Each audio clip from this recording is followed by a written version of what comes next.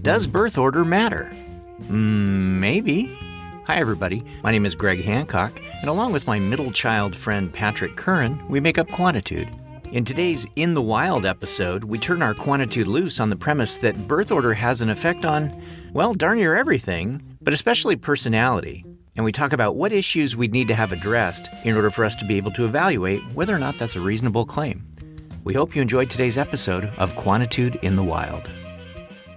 You're an older brother, right? I am, by 4.5 years. Were you a good brother or a horrible brother? I actually have data on that.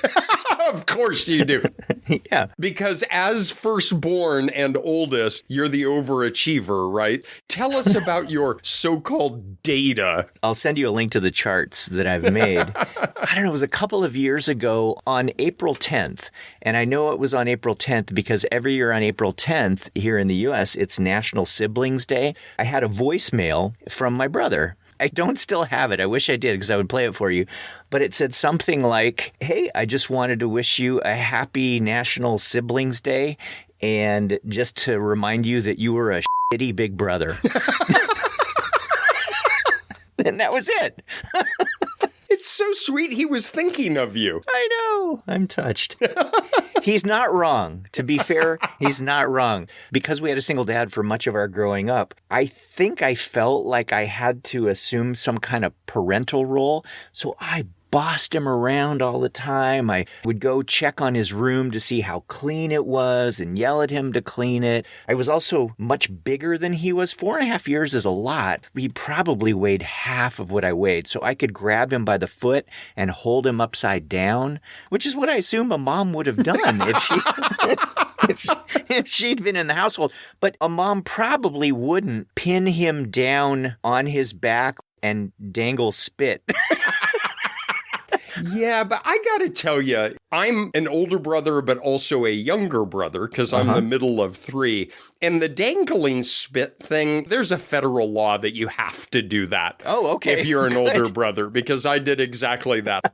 My problem, though, was there's 3.5 years with my brother, and I was bigger and stronger than he was until he started wrestling and became an all-state wrestler. And then I became much more respectful because I would end up in positions that I didn't know were possible.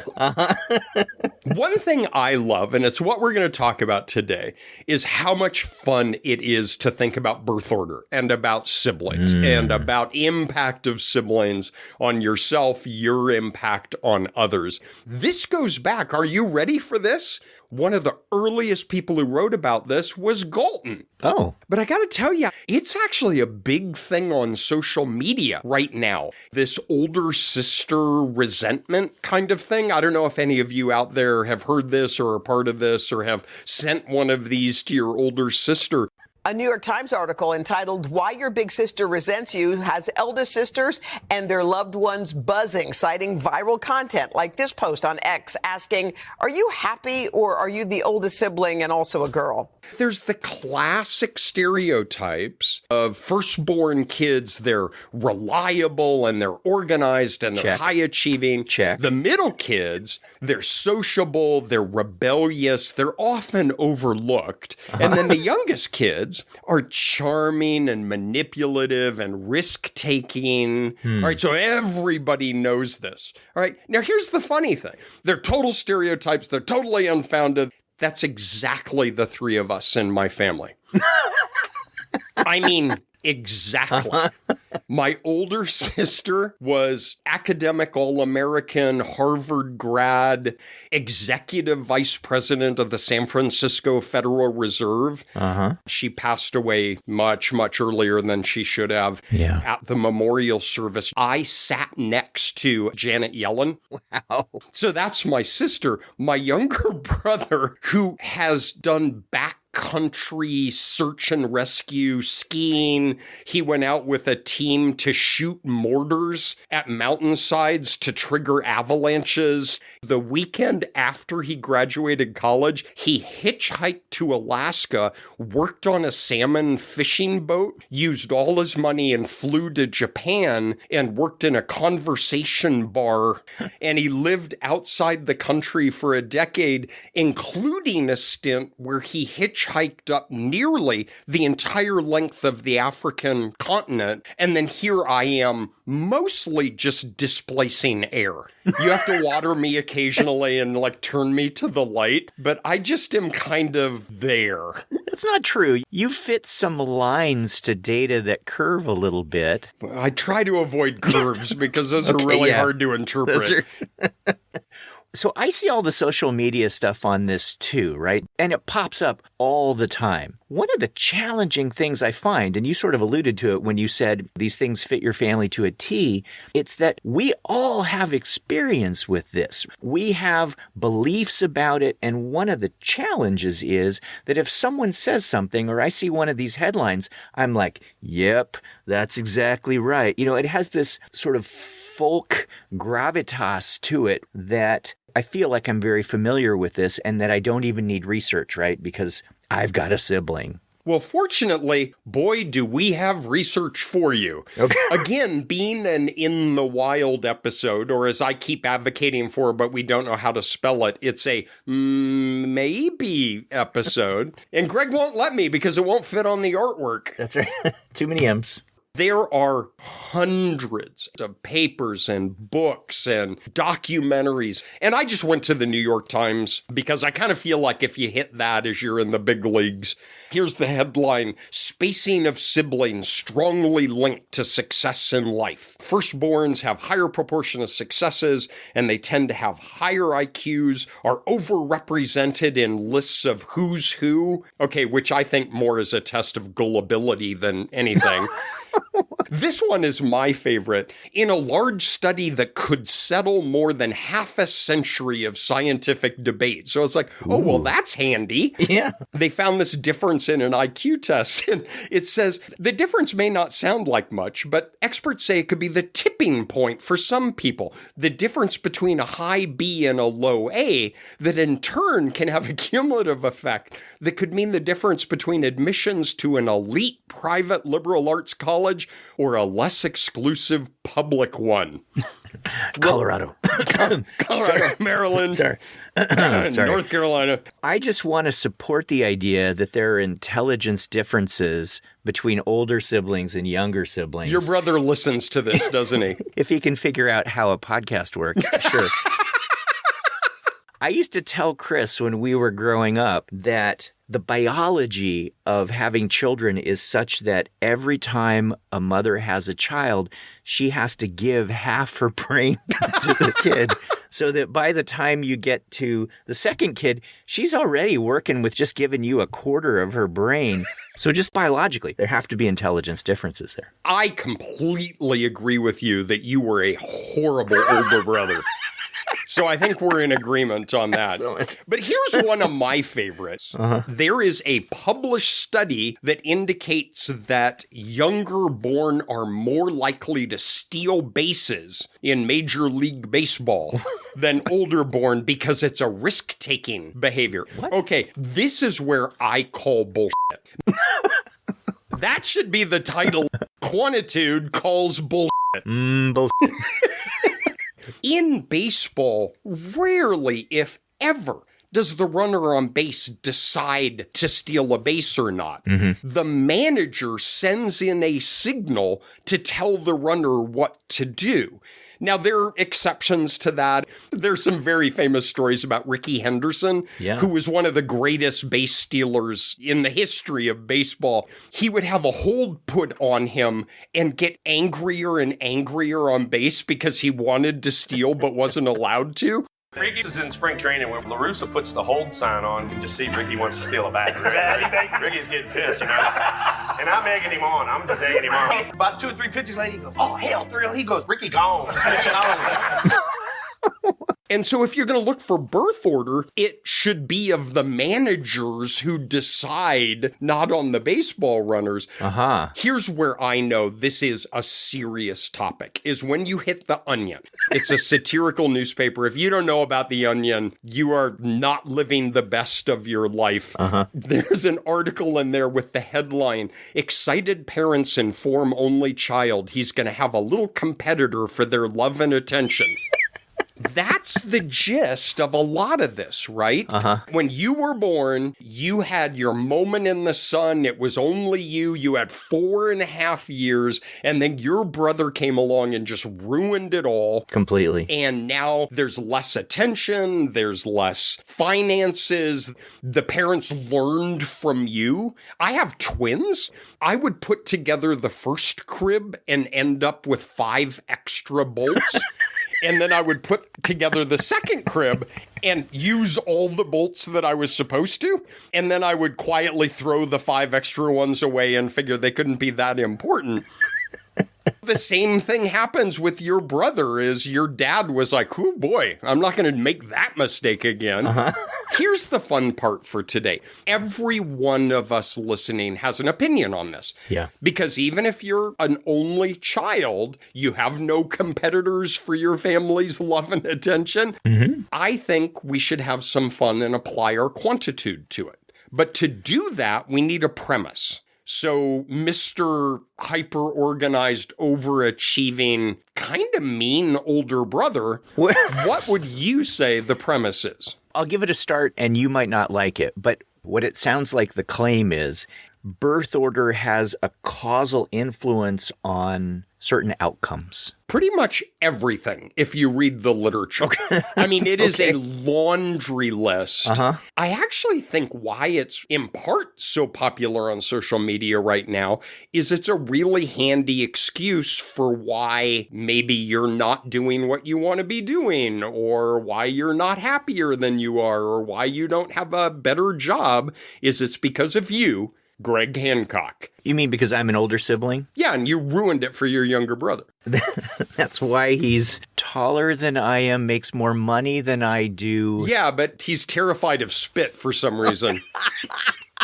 That is the premise. Now, I'm going to let you give the Quantitude in the Wild. What is our first response to that? Our first response is, and I want to get the number of M's right, maybe. Too many M's, but we'll work on it. This is only the second of these episodes. But as you noted earlier, there is a certain face validity to it. First, there's a zero-sum game. If you got 1 kid, 2 kid, 3 kid, 4 kid, 5 kid, there are limitations on how you distribute parenting time, on how you distribute financial resources. Yeah. My mom was one of 7. Take your parent attention and divide by 7 instead of dividing by 3. There's a very natural face validity to absolutely that's true. But let's think about what would we need to know to feel more confident in these fluff pieces of why your older sister resents you, right? Because that's part of it, is these are a lot of jazz hands, Good Morning America. Your older sister is why you work at a state university. All right, I'm going to teach you a little something about jazz hands. Now don't stop till it's as natural as breathing. I want to start with a premise that it is pretty easy to read a lot of the data in support of this.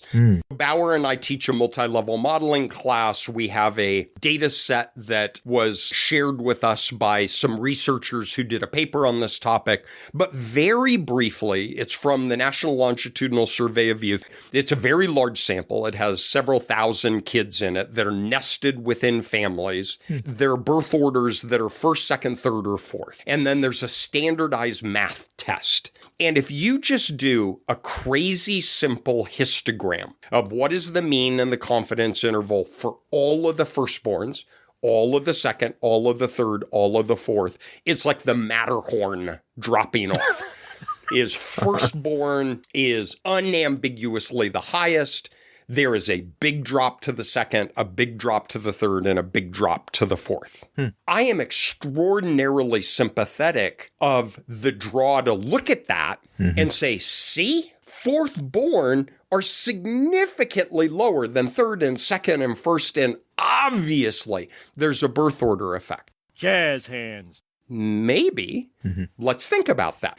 What would the first thing you would ask if you were using your Quantitude? There are so many things flooding over me that I would want clarification on.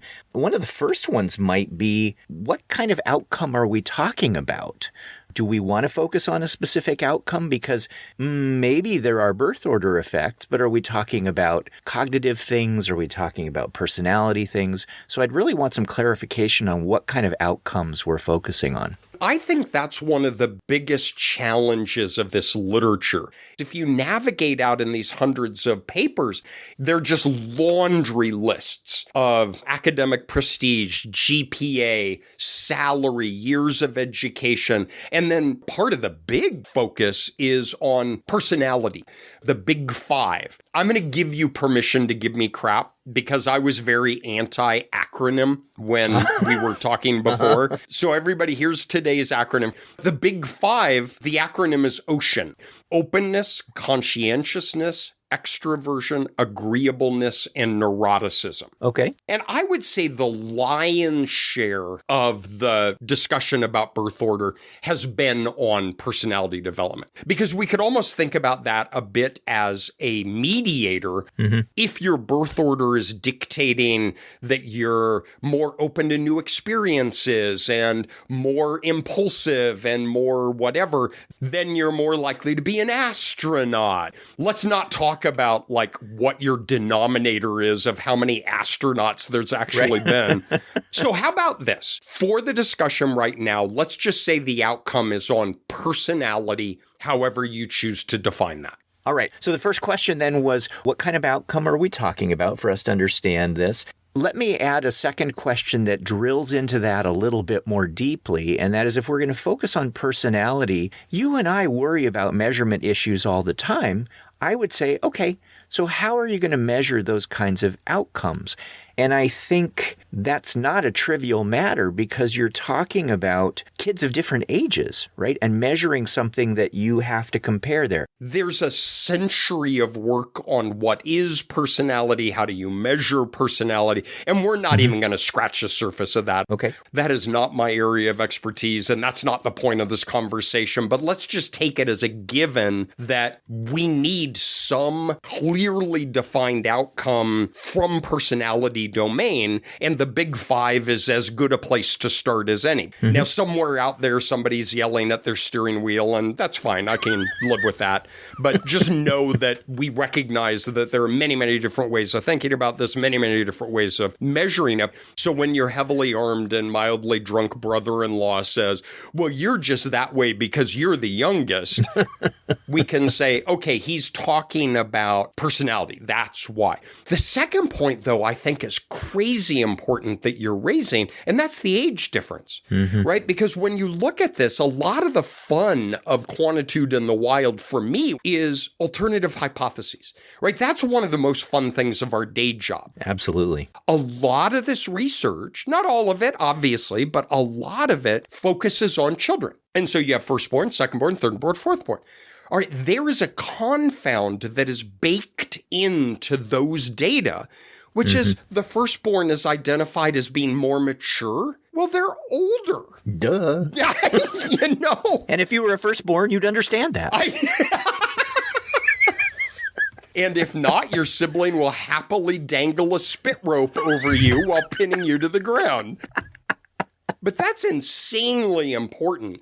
We've got to think about disentangling birth order from just simple maturation as a function of mathematical necessity. And to make things even more complicated, it's not just the kid's age that's different, the age of the parents as well for each of those kids when they had that kid. When my mom had me, she was a first-time parent. She was in her 20s.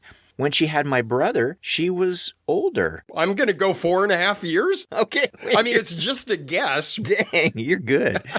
How do you deal with the problem of not just the age differences in the kids when you're making these comparisons, but also the age differences of mom and dad? I have a lovely brother-in-law. He got married and had 2 kids when he was 19. Oh. When we had our twins, I was 39. His 2 daughters were out of the house at college. He was younger than I was when my kids were born.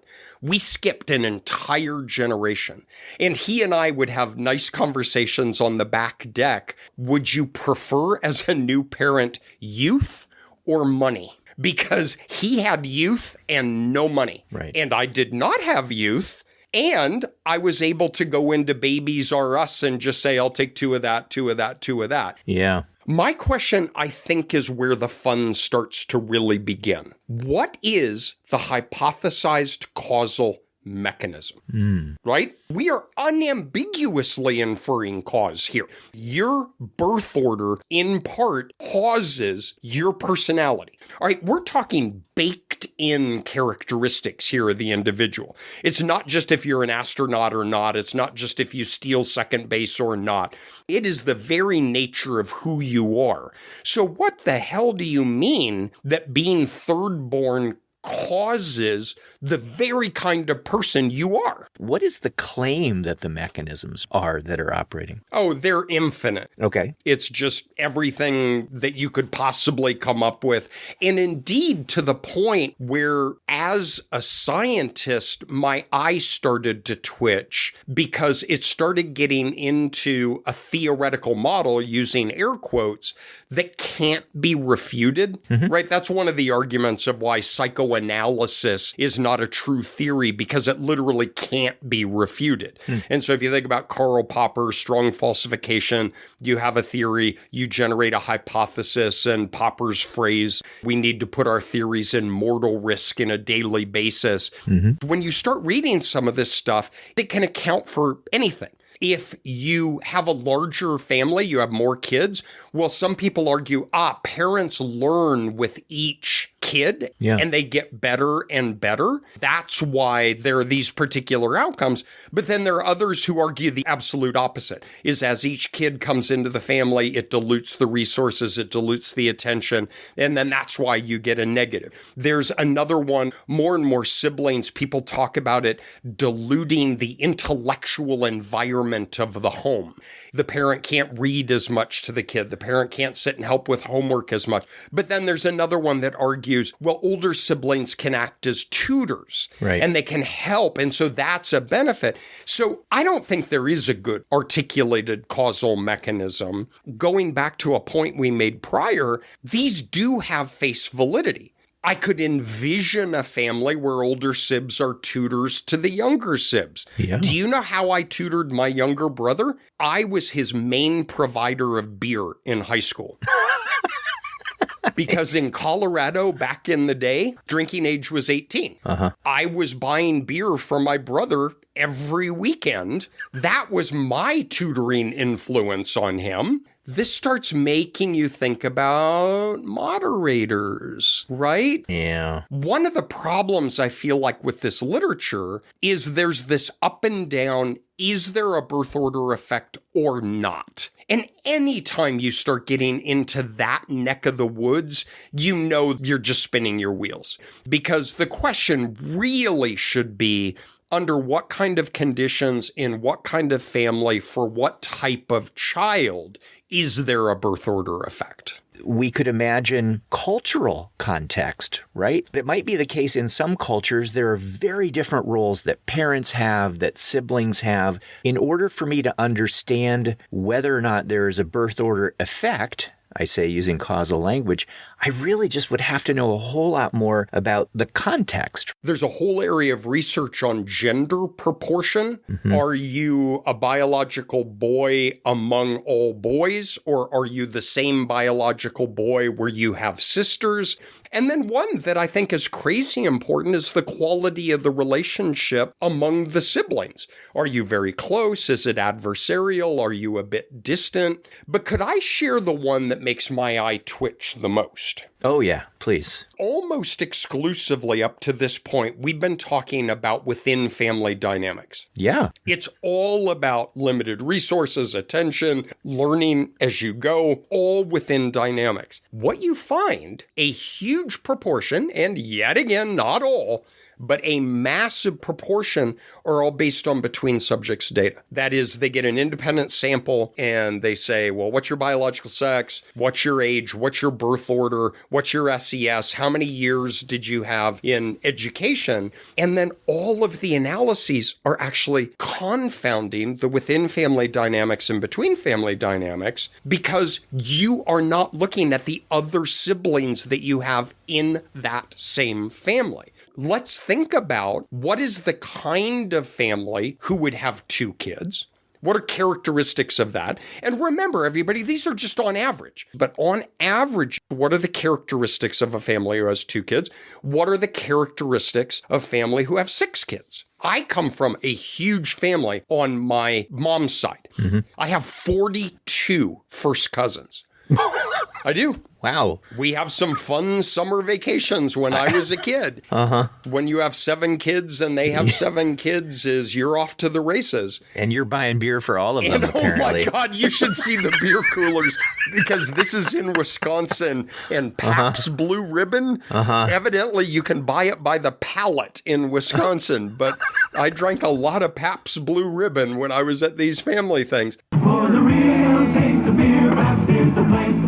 But my point is, if you're firstborn, you might have no siblings. You might have 1 sibling. You might have 2 siblings. If you're fifthborn, hate to break it to you, you got 4 siblings. Yeah.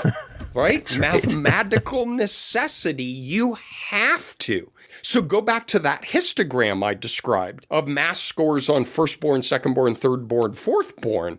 That is a between kid comparison. Yeah. Where what I'd really like to see is the firstborn for a singleton family compared to a firstborn who has 3 siblings. There's so much it depends here. All of it has to come back to within family. So in order to convince me of there being some birth order effects, what I'm really going to need to see is a much better within family treatment of these kinds of issues, because what you're saying is that most of the time people are looking at it between families, which is not where the mechanism is hypothesized to be. And that's what makes my eye twitch. Yeah. There's the disjoint between the beautiful face valid dynamic theory of within family competition for limited resources, and then all of the empirical data is between family. It's just your birth order is just a characteristic of you.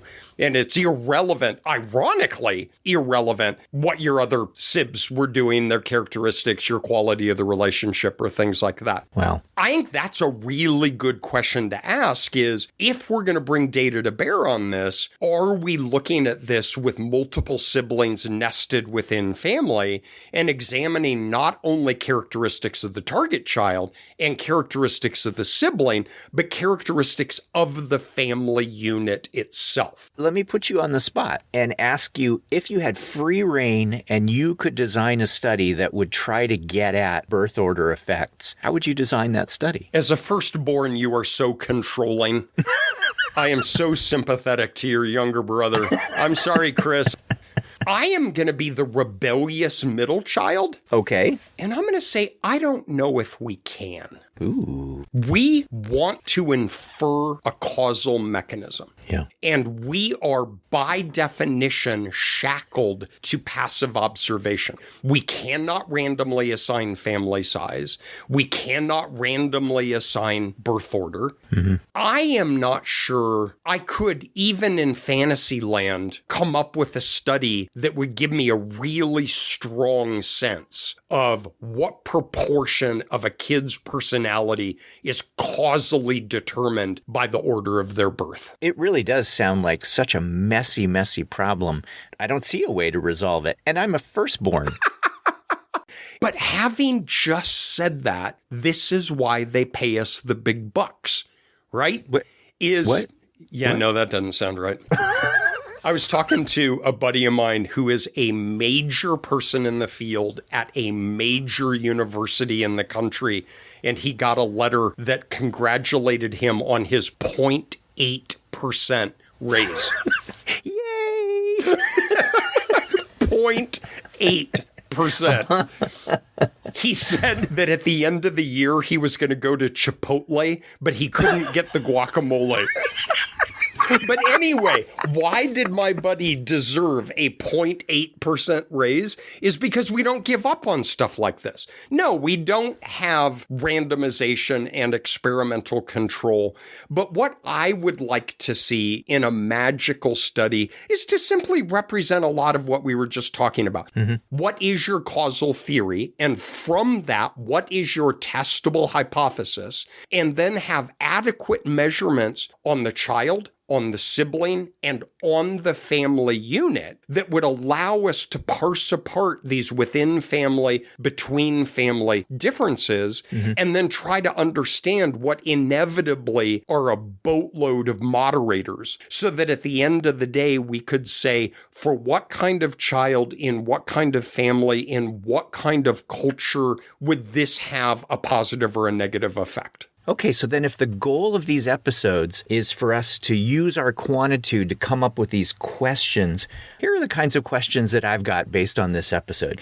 In order for me to understand whether or not there's a birth order effect, I would need to have answers to what is the outcome? How did you measure that outcome? How did you deal with the age differences in the kids who are being measured? How did you deal with differences in ages of the parents associated with those kids? What is the actual hypothesized causal mechanism? You know, when you say birth order has some effect, how? And the question that we always raise is, does it depend? Is birth order effect the same for everybody, or to what extent are there moderators? Different cultural variables, different contextual variables about the family. And then you had some great issue about how is it handled, the within effects versus the between kinds of data that tend to be gathered. So those are the kinds of things that I would need answered along the way in order to believe in these birth order effects. And to me, I can distill it down to one thing. Is an observed effect due to a child being fourth born or from the child coming from a family of four? Ooh, I like that. Yeah, mine was much tighter than yours was. Okay. Okay. That was very good. Done and done. I'm sorry. Is this a bad time for you? What? Okay. This is really horrible timing. I just got a text from my younger brother. From Dan? Really? Wait, I'm sorry. Am I interrupting you? Somehow our planets have aligned, which happens to us all too often. Can you see who I got a message from? There's your brother. All right, mine is an audio message. Okay, we're going to live dangerously. I'm going to hold mine up to the mic and play his message. We might have to beep second. the heck out of this. Hey, Pat. So I was somehow able to listen in real time while you were recording this episode, and I have a minor point I'd like to clarify. You described our older sister as the hyperachieving Harvard grad, and me as the rebellious and aimless risk-taker. Yet you somehow conveniently forgot to mention that I, too, am a Harvard grad. So the first and last born are both Harvard grads. Yet the middle kid barely got out of the University of Colorado with several alcohol-related arrests. So yeah, birth order totally led me to be the up in the family. Love you, bro. Huh. Maybe you should play yours. I don't wanna. All right. This is my brother, Chris. Hey, I just finished up with my therapist and I'm on my way home. She told me to tell you, again, I think you were a terrible big brother when we were growing up. It was never okay for you to pin me down with your knees and dangle spit over my face. And I especially hated it when you turned around and farted. Okay.